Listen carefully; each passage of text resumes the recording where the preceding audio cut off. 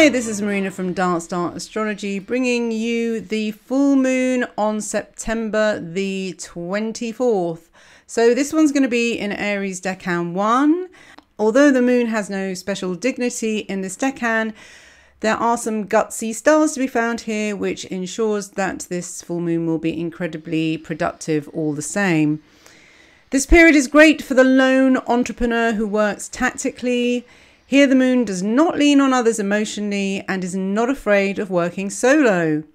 Those touched by this Aries full moon are not moulded by what is popular or what loved ones expect of them. It's a time of inventions, some that might be controversial, but others fantastically unique due to not being influenced by the mainstream. Now, Austin Kopok says the new moon in Aries Decan 1 develops emotional self-reliance, but has a difficult time creating and maintaining emotional relationships with others, especially those relations which place the natives in a position of vulnerability. This may be the reason for success here, since we can become married to our work. But we are so emotionally connected with our vision that we make passionate fighters for whatever cause that might be. This is a time for activists and those who are willing to be heroes for their family or the greater tribe. In the wider world, there will be those who act quite ruthlessly in order to preserve the integrity and independence of their homeland. Now, the fixed star for this full moon is Deneb Katos, which is found in the tale of Cetus the sea monster. Robson says it causes self-destruction by brute force, sickness, disgrace, misfortune and compulsory change, while Elsbeth Ebertine says inhibitions and restraints in every way, psychological and physical. So it's not a great star. It's the biggest one, so that's why I picked it, and also because the moon is closest to this. But there are other stars in this decan that kind of are more brave and less negative, really. Now, Aries rules the head, so mental disturbance and hot-headedness go with the territory. Deneb Katos is probably the very star that gives the Rams their selfish and unfortunately their very spoilt brat type of reputation, the lesser of them, I guess. This star is situated in the tail, so that makes them lash out without thinking at times. They can deeply wound, lacerate, without meaning to, and interestingly, the constellation of Lassiter the lizard makes up quite a large section of this decan as well. So the tarot card that's associated with this decan is the Two of Wands. Now, karmically, this card is about leaving the old for the new, deciding between staying with what you know and leaving for something brand new. It's a bit of a should I stay, should I go scenario. Now, on the outside, it may appear that you have it all and are very successful, but changes have been occurring on the inside for some time.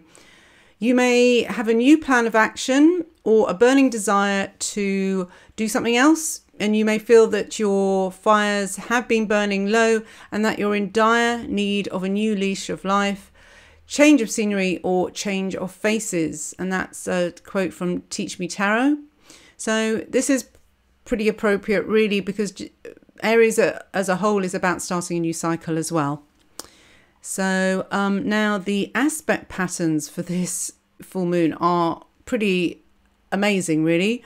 I know they've been like that for a while, but this is even more stunning, I think. So it's a very complex one. It is, I mean, if you look at it sideways, it looks like a diamond inside a box. And some of you may recognize this as part of the mystic rectangle aspect pattern, which is joined to the nodes by two sextiles as well. So it just means that the moon is very heavily aspected and there are many possibilities.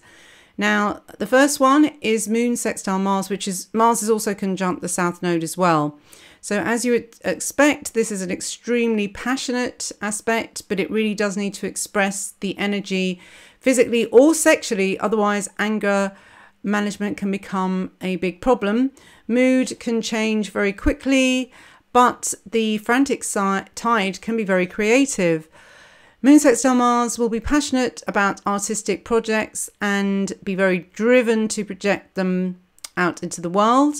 Because this aspect is also connected to the South Node, it could purge out old grievances and karmic ties, and it might be a good idea to channel the resentment into a piece of art, even if it does look quite gory. So, Moon is also sextile Black Moon Lilith, which brings an abundance of charm, persuasion, but also sorcery.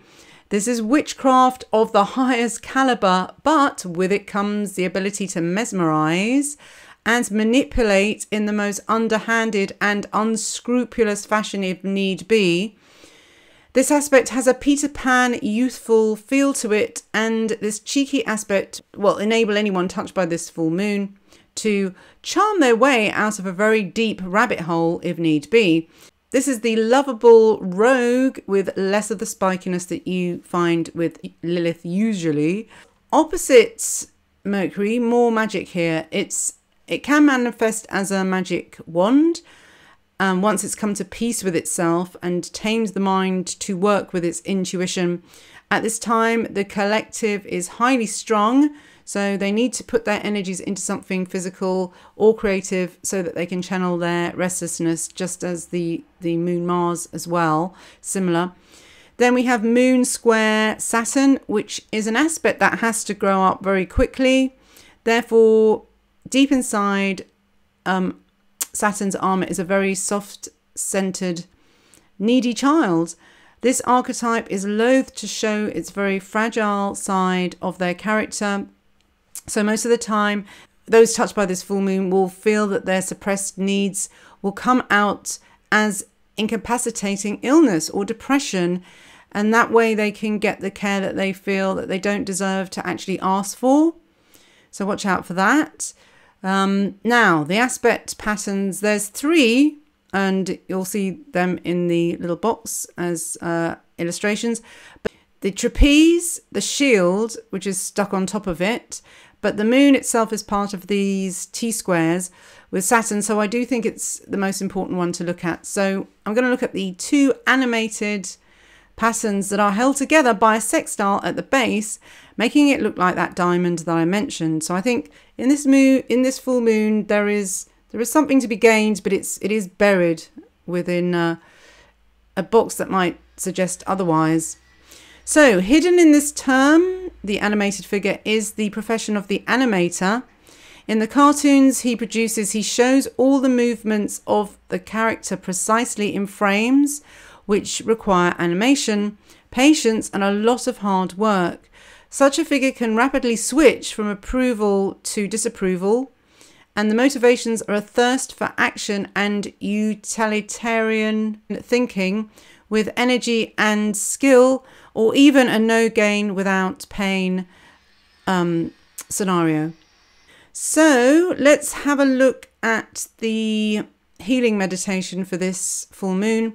So to make the most of its independent and risk-taking energy at this full moon, make the gods work for you by immersing yourself in Aries Decan 1 energy. So if your ascendant, sun or moon are in the cardinal signs, Decan 1, you may find yourself flipping between the daredevil, feeling like a daredevil, but then also feeling great fear as well.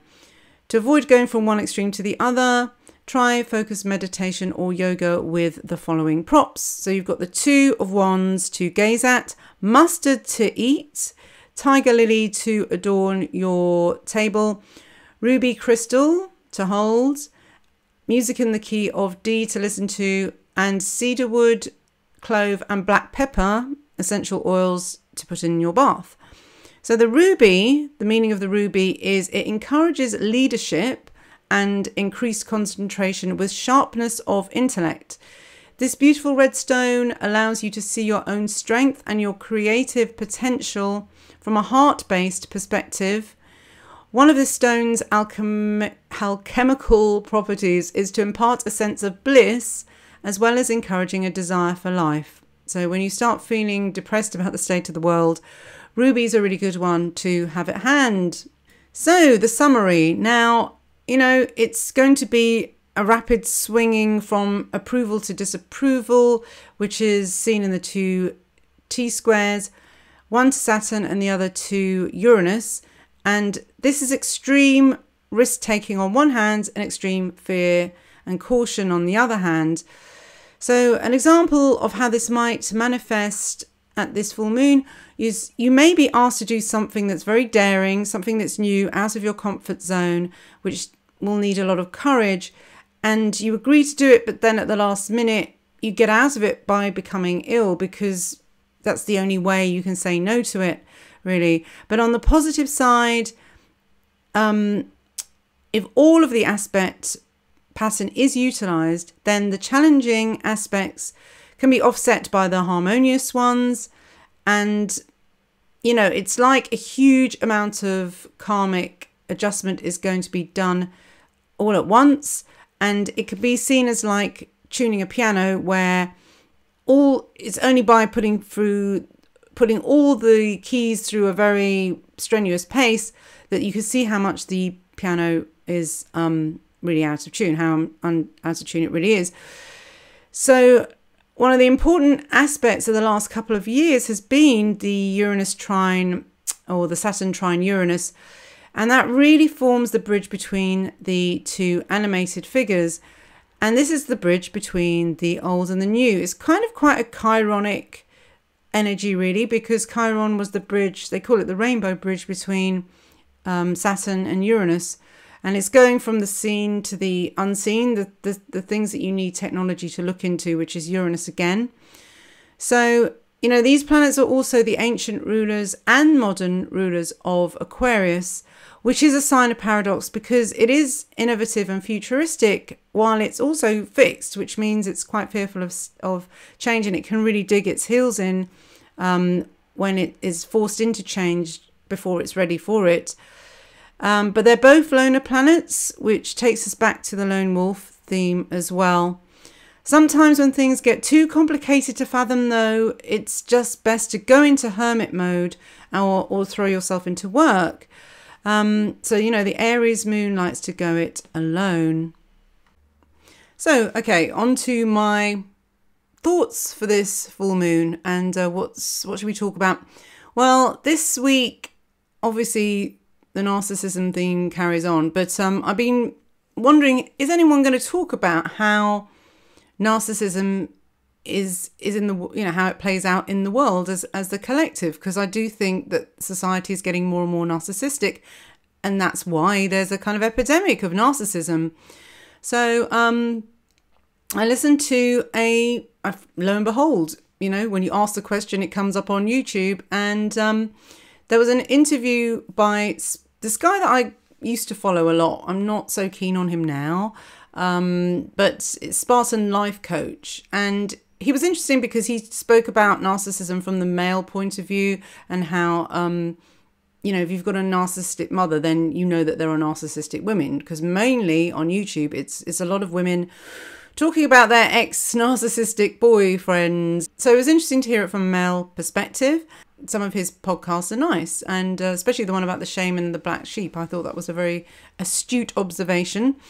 Anyway, he's now doing interviews with like super narcissist Sam Vaknin, and he's a self-proclaimed narcissist, and he has an IQ of 140, so he's very kind of like, you know, keen to show off his great intellect. And obviously, because he's got such a great intellect, he must be right about all things.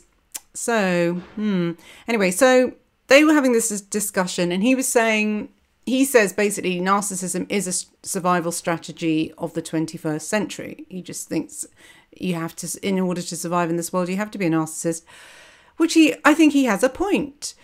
But is, you know, obviously nobody's talking about the fact that if we go to the sort of new world order, and if we go to the point that we think that this is a prison planet and the new world order is basically run by reptilian overlords, which sounds crazy, but the reptilian brain, if that's a metaphor for the survival strategy of a narcissist, then that's kind of really what it's about, isn't it? So, you know, it doesn't matter whether you call them, you know, the bankers or the media or reptilians or narcissists. It all amounts to the same thing.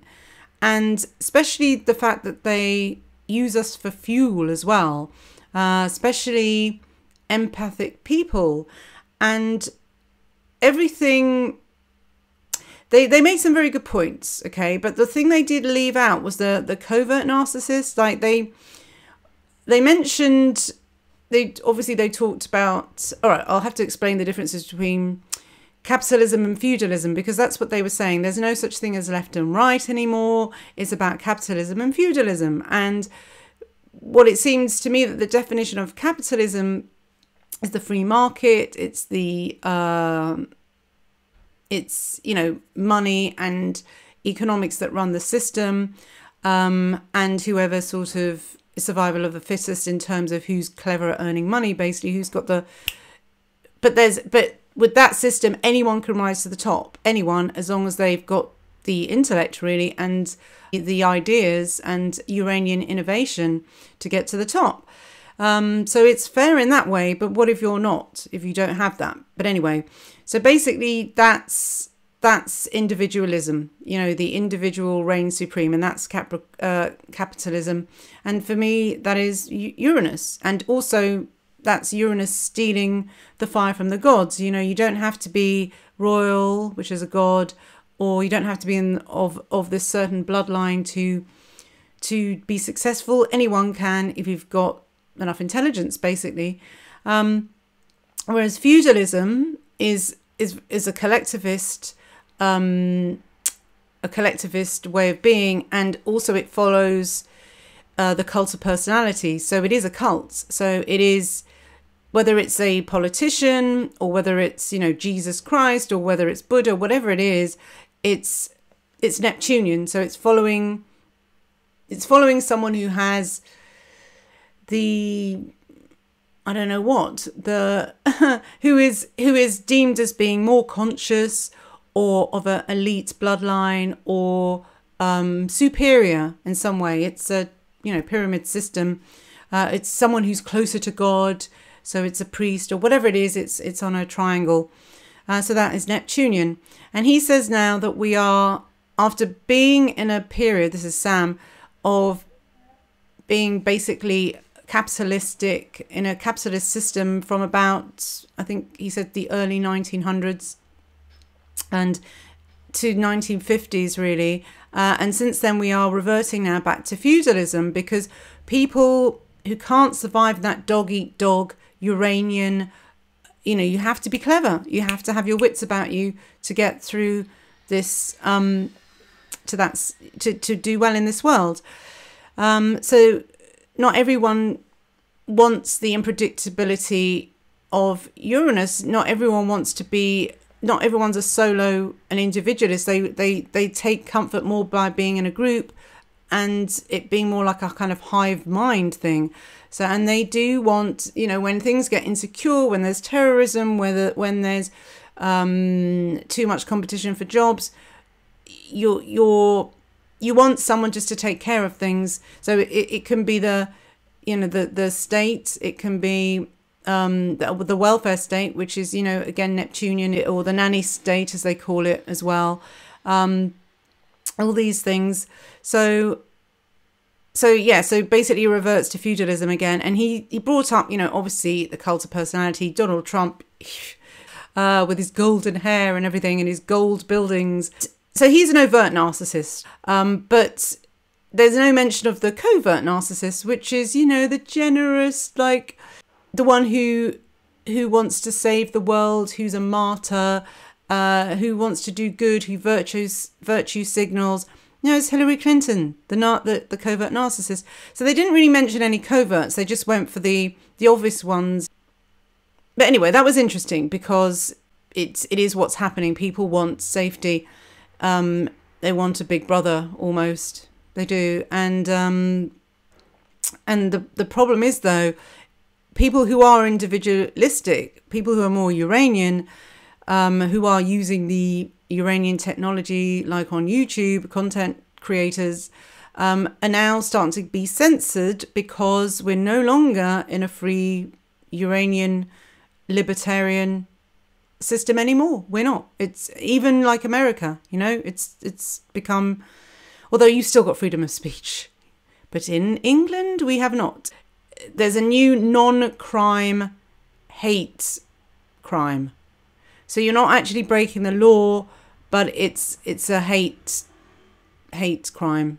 I don't know now. So it's only considered, it's considered a crime if it offends someone. So if you offend anyone, you could be guilty of a hate crime in England now.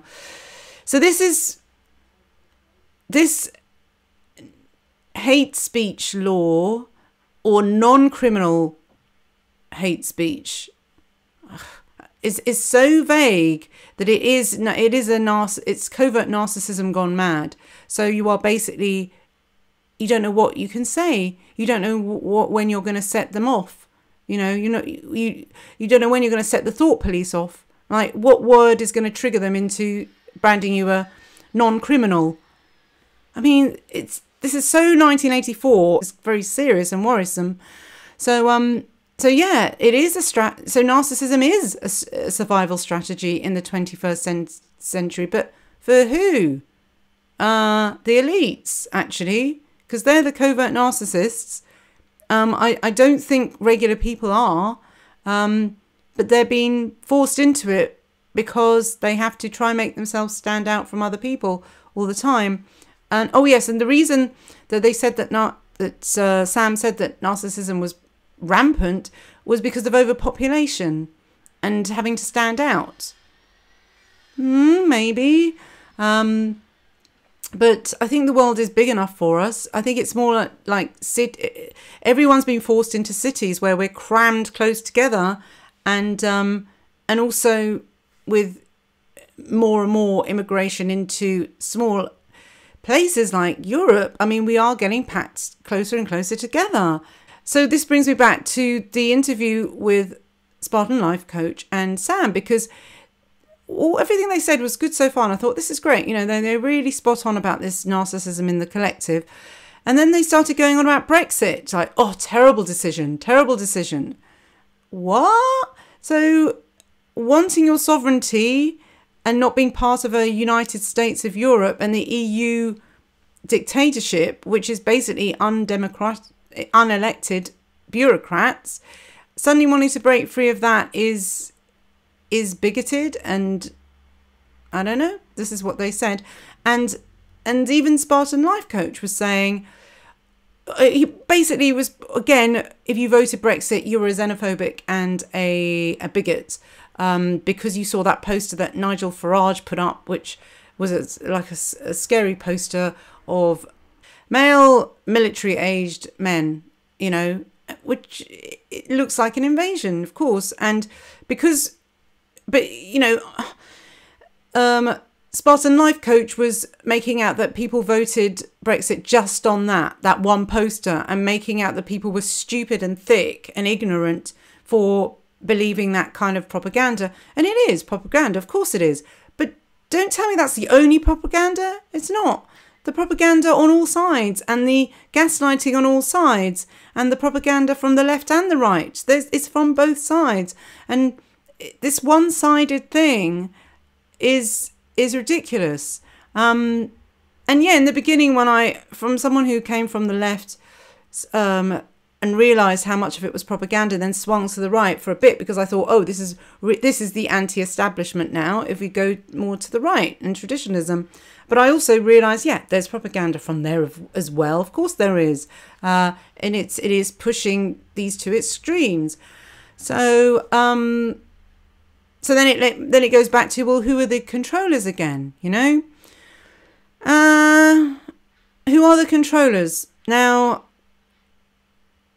it doesn't matter whether you say that they're reptilians, or they're a certain elite bloodline, or they're a certain ethnic group, or they're the people that run Hollywood, or they're the people that run the banks. It's kind of obvious. It's the people you can't criticize. We need to get our minds free of all of this brainwashing from all sides. whether it's from Alex Jones, whether it's from CNN, whether it's from Fox, whether it's from whoever it is. You know, it's all under reptilian control. But the thing is, and it's the same with anything occult, you have to be able to read the language. So, and this is another new people that I'm listening to, Sovereign Key. They're brilliant. They're a couple, sorry, I can't remember their names, but they go on about the Masonic checkerboard that we live in, which is, you know, black and white, left and right, capitalism and feudalism, if you like, whatever it is. It's always polarities. But they also, you know, by cosmic galactic law, they have to tell you what they're doing. So it's up to you to figure out, to break the code. So there's codes in the Bible, there's codes in the Quran, there's codes in the Vedic scriptures, there are codes in Hollywood movies as well. And so you can't say don't watch the movies because otherwise you're going to be brainwashed. No, if you learn what the code is, you won't be brainwashed. You'll be able to see it and figure out what's in bloody plain sight. So this is interesting. So once you learn the occult language, basically natural law, learn occult symbolism, learn about the archetypes. It's in astrology. You know, the Bible is astrotheology as well. We need to learn about the archetypes in astrology.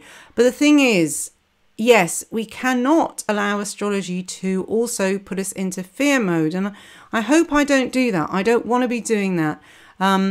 When I do my astrology, I want to show that there are two ways out of this and that the moon doesn't control you. This moon report doesn't dictate what will happen at the new moon. It just shows the energies.